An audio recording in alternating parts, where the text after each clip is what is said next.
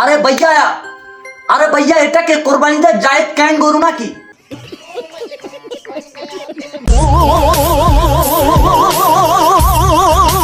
আরে ভাই, এটা হচ্ছে টিকটকের জলহস্তি এবং কি বেড়া একটার বেড়ি গরু।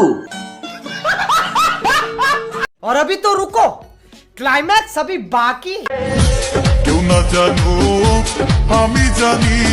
আরে ভাইয়া, এটা যদি টিকটকার না হইয়া যদি কোরবানিদের গরু হতো তাহলে এটার দাম কত হতো জানি?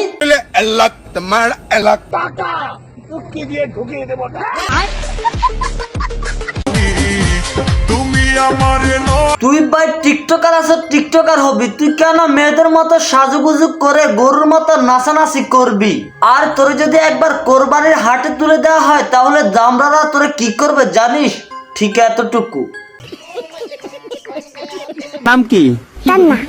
তুমি কি পারো? আরে ভাইয়া, সে তো অনেক কিছু পারে। টিকটকে এসে একটু লড়াচাড়া দিতে পারে, পানি ভিডিও বানাতে পারে, আরো অনেক কিছু। কোরবানিদের দামড়া বেড়াদের সাথে একটু ইচিং পিচিংও করতে পারে।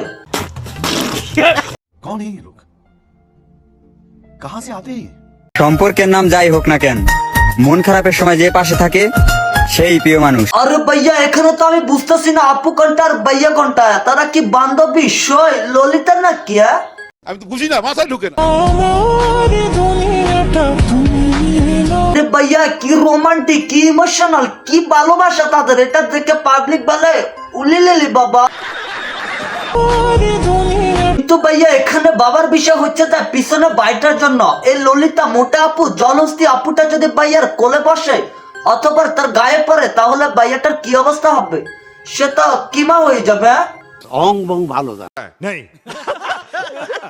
ভাইয়া, মহিলা জলহস্তি মানে কোরবানিদের দামড়িটা যদি একবার অভিনয় দেখেন, তার এক্সপিরিয়েন্স দেখেন, তাহলে আপনি ভাবেন এটা হচ্ছে হাঁপ হাঁপ সাপ না ভাইয়া, হাঁপ সাপের মতো একটু কিলবিল কিলবিল করতেছে, তার দেহখানি টিংটিনাটিং করে একটু রোমান্টিক ভাবে নাচতেছে।